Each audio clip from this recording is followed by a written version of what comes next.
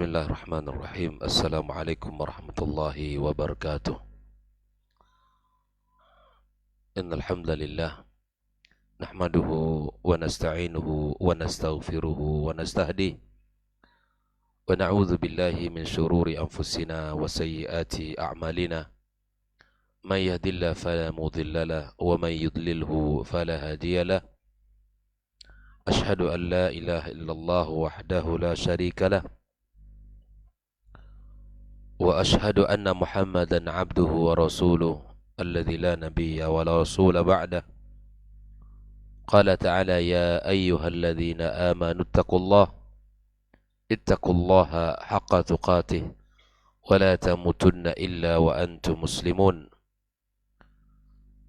Fa inna asdaqal hadithi kitabullah wa khairul huda Muhammadin sallallahu alaihi wasallam wa syarrul umuri muhdatsatuha wa kullu muhdatsatin bid'ah wa kullu bid'atin dhalalah wa kullu dhalalatin finnar. Amma ba'd, kaum muslimin dan muslimat, hadirin hadirat, al-musyahidin wal musyahidat, saudara-saudari para pendengar KMTV dimanapun berada, alhamdulillah kita bersyukur kepada Allah Subhanahu wa Ta'ala. Pagi yang penuh barakah ini kembali kita diberikan jalan-jalan kebaikan. Di antara jalan kebaikan adalah ibadah kita kepada Allah Azza wa Jal. Mudah-mudahan seluruh ketaatan kita, amal ibadah kita diterima Allah Subhanahu wa Ta'ala. Yang kedua, kita bersyukur pula kepada Allah atas nikmat ilmu, nikmat yang sangat mahal, nikmat yang sangat berharga dalam kehidupan seseorang. Karena sesungguhnya ilmu adalah pilar-pilar keimanan kepada Allah Azza wa Jal. Ketika bertambah ilmu, seseorang insyaAllah akan bertambah imannya. Dan ilmu akan mengantarkannya kepada kebaikan yang sangat banyak. Ilmu akan membuka padanya semangat di dalam melakukan amal. Karena betapa ilmu ketika Allah berikan kepada seseorang, itu Allah menginginkan padanya kebaikan. Ketika Allah berikan kepadanya pemahaman, kemudian semangat untuk melakukan, itu artinya Allah menginginkan kepadanya kebaikan. May yuridillahu bi khairan yufaqihu fid din. Dan ilmu di dalam Islam tujuannya adalah amal. Bahkan puncak daripada ilmu adalah al-khasyah, rasa takut kepada Allah Subhanahu wa Ta'ala. Innamal ilmu khasyatullah. Sesungguhnya ilmu itu adalah rasa takut kepada Allah Azza wa Jal. Ilmu untuk diamalkan, bukan untuk wawasan. Tidak ada tujuan dalam Islam ilmu untuk ilmu atau ilmu untuk wawasan. Tapi ilmu adalah sebagai perhiasan yang menghiasi kehidupan seorang muslim, yang menghiasi jalannya menuju Allah Tabaraka wa Ta'ala. Mudah-mudahan kita senantiasa diberikan Allah semangat untuk belajar dan menambah ilmu kita. Allah katakan kepada Nabi kita Muhammad sallallahu alaihi wasallam, "Wa qur rabbi zidni ilma." Katakan, wahai Rabbku, tambahkan ilmuku. Ikhwa fillah rahimakumullah. Tak lupa kita berdoa pula kepada Allah Subhanahu wa Ta'ala untuk orang-orang yang telah berjasa dalam hidup kita. Yang pertama tentunya Rasulullah sallallahu alaihi wasallam adalah orang yang paling berjasa, melebihi dari siapapun dari manusia. Semoga salat dan salam selalu tercurah untuknya dan keluarganya, para sahabat-sahabatnya, dan siapapun dari umat ini yang senantiasa mengikuti jalannya yang telah dengan cara yang baik sampai hari kiamat kelak. Jasa Rasulullah SAW melebihi jasa orang tua kita. Jasa Rasulullah sallallahu alaihi wasallam mengeluarkan kita dari kejahilan menuju cahaya ilmu, mengeluarkan kita dari kebodohan menuju kebaikan yang sangat banyak, dari kesyirikan menuju keimanan, dari kesyirikan menuju tauhid kepada Allah Subhanahu wa taala. Dan tentunya jasa Rasulullah SAW adalah tiada terkira di dalam kehidupan kita. Dan tentu juga kita berdoa kepada Allah Azza wa Jal untuk kedua orang tua kita yang merupakan kebaikan-kebaikan, pengorbanan-pengorbanan yang telah mereka korbankan untuk kita. Semoga Allah menyayangi mereka sebagaimana mereka menyayangi kita. Untuk para guru, para pendidik, para masyayikh yang telah mengajarkan kita ilmu, semoga Allah berkahi kehidupan mereka, rumah tangga mereka, dan anak keturunan mereka. Kembali kita bersama kitab Syarhu Risalati Fadl Islam li Syekh Al-Imam Al-Mujaddid Muhammad Ibn Abdul Wahab rahimallahu ta'ala rahmatan wasi'ah. Pada pagi ini kita akan membahas hadis terakhir dari bab ini, yaitu pada halaman 149. Qala sahibul matan, Syekh Muhammad Ibn Abdul Wahab mengatakan, menukilkan satu hadis Nabi sallallahu alaihi wasallam dari sahabat Abdullah ibn Mas'ud. Wa an ibni Mas'udin radhiyallahu ta'ala anhu, dari Ibnu Mas'ud radhiyallahu ta'ala an, qala, dia berkata, khatta lana Rasulullah sallallahu alaihi wasallam khatta. Rasulullah sallallahu alaihi wasallam menggariskan untuk kami satu garis. Thumma qal, kemudian Nabi berkata, hadza sabilullah. Ketika Nabi menggaris satu garis yang lurus, maka Nabi mengatakan hadza sabilullah. Ini adalah jalan Allah. Thumma, kemudian Nabi sallallahu alaihi wasallam khatta khututan an yaminihi wa an shimalihi. Setelah Nabi sallallahu alaihi wasallam menggaris satu garis yang lurus, kemudian Nabi sallallahu alaihi wasallam membuat garis-garis di sebelah kanan dan sebelah kirinya. Garis lurus, kemudian di samping kiri kanan garis itu ada garis-garis lain. Ada garis-garis lain yang dibuat oleh Nabi kita sallallahu alaihi wasallam. Thumma qal, kemudian Nabi sallallahu alaihi wasallam berkata, hazihi subulun mutafarriqah. Ini adalah jalan-jalan yang berbeda-beda, jalan yang sangat banyak. Ala kulli sabilin minha syaitanun yad'u ilaihi. Dan setiap jalan ini, jalan kiri yang kanan tadi, yang banyak tadi, dan setiap jalan dari jalan ini ada syaitan yang menyeru, yang mengajak kepadanya. Bayangkan, ini sebuah permisalan yang sangat indah dari Nabi SAW dengan kepada para sahabat, yang menjelaskan betapa jelasnya syariat Islam dan jalan yang diajarkan Rasul sallallahu alaihi wasallam. Thumma qara'a, kemudian Nabi SAW membaca firman Allah, wa anna hadza sirati mustaqiman fattabi'u. Dan sesungguhnya ini adalah jalan saya, jalan yang lurus. As-siratul mustaqim, jalan yang lurus. Fattabi'uhu, maka ikutilah jalan ini, kata Nabi SAW. Allah mengatakan sesungguhnya inilah jalanku, jalan yang lurus. Fattabi'uhu, maka ikutilah jalan itu. Wala tattabi'us subula fatafarraqa bikum an sabilih. Maka jangan kalian ikuti jalan-jalan yang lain. Jalan-jalan yang banyak ini, sehingga kalian akan terpecah belah. Akan terpecah belah dan akan dari jalannya. Jadi jalan kalian ikuti jalan-jalan yang banyak ini sehingga kalian akan terpecah belah. Dzalikum wasaqum bihi la'allakum tattaqun. Itulah wasiat yang Allah wasiatkan kepada kalian, hendaklah kalian bertakwa kepada Allah Subhanahu wa taala. Al-An'am 153. Rawahu Ahmad wan Nasa'i. Ikhwafillah, inilah hadis Rasulullah sallallahu alaihi wasallam yang sangat luar biasa yang menjelaskan kepada kita cara memberikan ilmu kepada orang.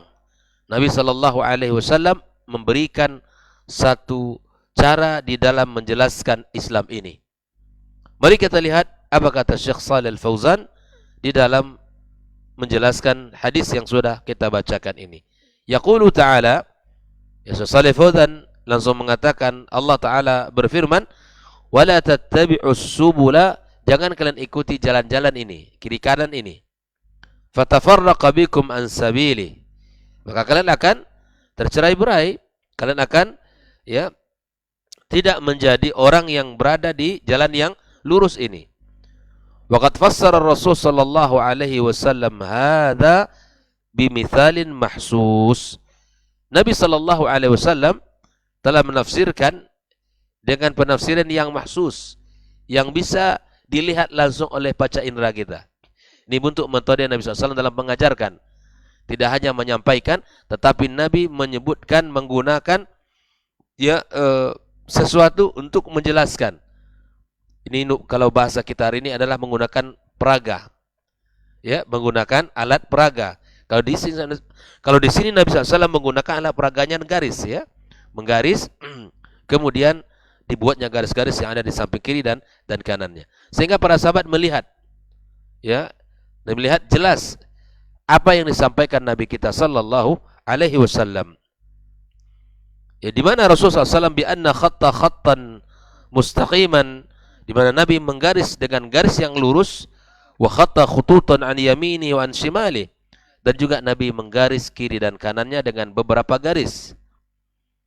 Faqala an al-mustaqim, dan Nabi mengomentari hadza sabilullah, garis yang lurus itu adalah dengan mengatakan wa hadza sabilullah, itu inilah jalan Allah Subhanahu wa taala.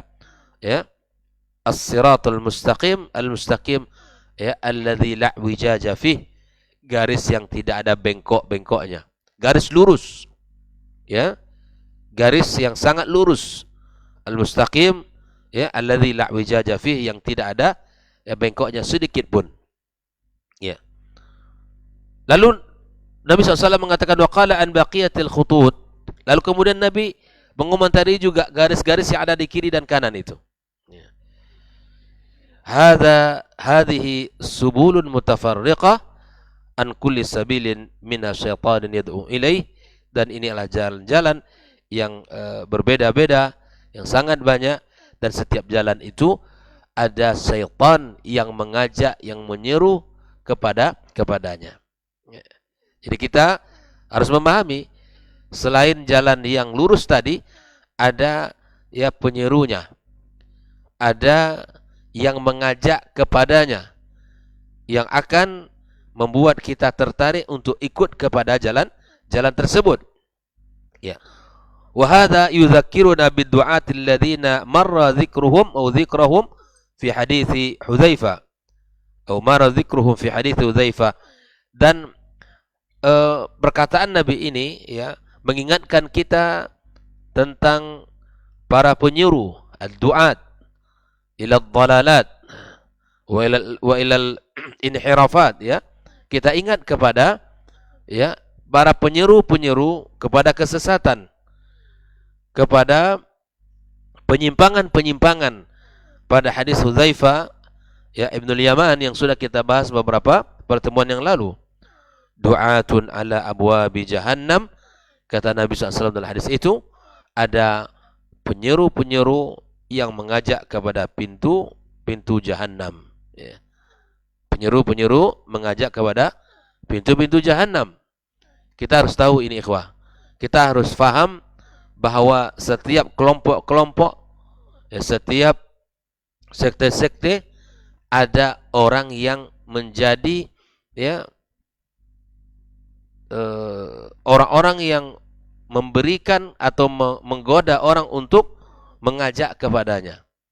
Jadi jangan dikira setiap kaum ada pengikutnya, ya. Jangan sampai kita memahami saya tidak akan mudah untuk masuk dan hanyut kepadanya, enggak. Tapi setiap kaum pasti ada pemimpinnya, dan setiap kaum pasti ada pengikut-pengikutnya. Sejak zaman Nabi SAW sampai hari ini, ya, setiap orang yang disebutkan oleh Nabi kita sallallahu alaihi wasallam dalam sebuah hadis bahwa Islam terpecah kepada 73 golongan, ya, dan seluruhnya di dalam neraka kecuali satu. Nah, 73 golongan selain Ahlus Sunnah wal Jamaah, ma'ana alaihi wa ashabi, tentu ada ya orang-orang yang mengikut, orang-orang yang mengajak, orang-orang yang menyerukan dakwahnya, dan setiap dakwah itu ada pengikutnya. Jelas ya ikhwafillah bahwa secara zahir hadis ini dijelaskan oleh Nabi sallallahu alaihi wasallam bahwa setiap jalan selain dari jalan yang dibawa oleh Nabi sallallahu alaihi wasallam itu adalah jalan kesesatan, dan pada setiap jalan tersebut ada yang menyerunya, ada yang mengajaknya, ada orang yang selalu membawa pada kesesatan itu. Ya, harus kita pahami. Ya, apapun namanya, apapun bentuknya jalan itu, ya, apapun ya disebut oleh orang dengan istilah ya apapun namanya, maka ikhwafillah itu kita harus sadar ada orang-orang yang menyeru dan bahkan ada pengikut-pengikut pecinta-pecintanya. Ya. Hum haula'i, kata Shalih Fauzan, ala kulli sabilin syaitanin minhum yad'u ilaihi. Bahwa setiap jalan itu ada syaitan yang selalu mengajak, yang selalu menyeru kepadanya. Tujuannya apa ya ikhwafillah? Liyukhrijan nas, ya, minas siratil mustaqim, untuk mengeluarkan manusia dari jalan yang lurus ila hadhihi subul, kepada jalan-jalan selain dari jalan Islam yang telah dibawa oleh Rasulullah sallallahu alaihi wasallam. Haula'i hum du'atud dalal, mereka itu siapa? Adalah penyeru kepada kesesatan. Humul ladzina min jildatina, mereka itu adalah orang-orang yang merupakan bagian dari golongan kita, maksudnya dari umat Muhammad. Wa yatakallamuna bi alsinatina, dan mereka bicara dengan bahasa kaum kita, bahasa kita. Penyuruh itu bukan dari luar sana. Ya, yang mengajak itu bukan dari orang di seberang sana. Tetapi mereka ini adalah orang-orang internal dari umat ini. Mereka bajunya baju kita, bahasanya bahasa kita, duduk bersama kita, ya, sehari-hari bahkan dengan kita. Tetapi mereka ini mengajak kepada kesesatan, mengajak kepada keburukan, sehingga kita tidak bisa ya untuk menolaknya dengan mudah, karena kita ya tertipu dan terpedaya oleh ajakannya. Karena biasanya musuh dari dalam lebih berbahaya dari musuh dari luar. Musuh dari luar kita bisa langsung memprotek, karena kita tahu warnanya, kita tahu bahasanya, dan kita tahu caranya. Tetapi musuh dari dalam sangat sulit ya untuk bisa kita lolos darinya. Karenanya orang-orang munafikin di dalam Islam fid darkil asfali minan nar, ya, di kerak neraka yang paling rendah, karena mereka adalah musuh, ya, musuh kita, musuh di dalam tubuh kaum muslimin, yang selalu mengajak kepada keburukan, yang mengajak kepada menyelisih daripada perintah Allah dan Rasulnya sallallahu alaihi wasallam. Makanya sikap kita kepada orang-orang munafikin, ya, kita harus berhati-hati. Siapapun dari umat ini, kalau dia tidak berpegang kepada Al-Quran dan Sunnah Sallallahu Alaihi Wasallam, mengajak kita untuk masuk kepada kelompoknya, kepada golongannya, kepada sektenya, maka kalau tidak berpandu kepada Al-Quran dan Sunnah, maka kita harus tinggalkan. Kata Nabi SAW, tinggalkan seluruh kelompok-kelompok itu. Fa'tazil tilkal firaq, tinggalkan semuanya. Ya. Barangkali ada ayat-ayat dan hadis yang mereka pakai. Ayatnya benar, hadisnya benar, tapi yang salah adalah pemahamannya yang perlu diluruskan. Dan sering terjadi, ikhwafillah. Ayat dan hadisnya tidak salah, tetapi meletakkan ayat dan hadis itu pada sebuah pemahaman yang salah. Ya, ini yang harus kita sama-sama fahami dalam agama ini. Ikhwafillah, ya, berpegang teguh dengan jalan Allah Subhanahu wa taala, ya, itu adalah jalan keselamatan. Kita berada di jalan Islam, di jalan Al-Qur'an dan di jalan sunnah Nabi kita sallallahu alaihi wasallam adalah jalan keselamatan. Dan di antara pelajaran yang bisa kita ambil dari hadis ini, yang pertama adalah Islam adalah jalan keselamatan. Yang kedua adalah kita mesti teguh di atas jalan itu. Jangan sampai kita tidak bersabar di dalam menjalankan syariat agama yang mulia ini. Yang ketiga, perlunya kita ilmu untuk mengetahui jalan lurus itu seperti apa, sehingga kita tidak mudah untuk dilencengkan dan untuk digelincirkan kepada jalan-jalan yang lain. Kemudian kita harus kenal bahwa lawan daripada kebaikan itu ada keburukan, dan ada masing-masing dari kebaikan dan keburukan ada yang menyerunya. Ada orang yang mengajak kepada Allah Azza wa Jal, dan ada pula yang mengajak kepada syaitan dan bala tentaranya. Kemudian ikhwafillah, ya, di antara faedahnya adalah di mana kalau kita sudah berada di selain jalan Islam, ujung-ujungnya kita akan berpecah belah. Ujung-ujungnya kita akan berantakan dan akan bermusuhan karena pijakan yang tidak jelas. Maka itu akan menyebabkan kita menjadi orang-orang yang tidak akan bersatu. Dan yang terakhir adalah peganglah wasiat Allah ini agar kita senantiasa berada di atas jalannya yang lurus.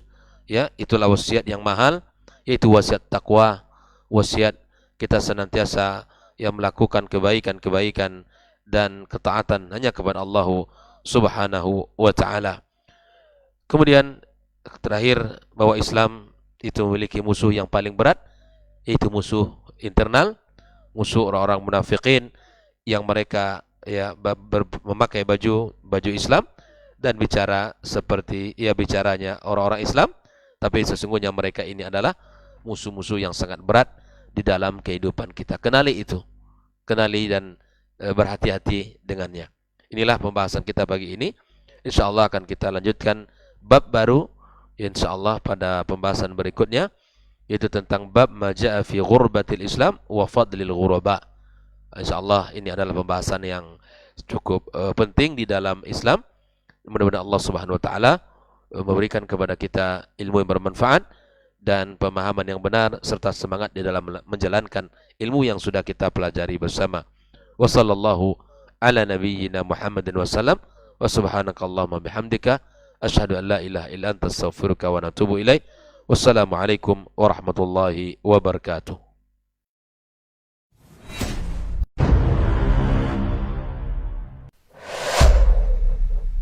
Dunia dan seisinya ini bagi Allah tak sama nilainya dengan sebelah sayap lalat. Barang siapa yang beramal untuk akhiratnya, Allah akan cukupkan baginya urusan dunia. Sayati zamanun 'alan nasi as-sabiru fihim qalqabit al-jamarah. Akan ada satu masa di akhir zaman yang berpegang teguh dengan agamanya seperti orang yang sedang memegang bara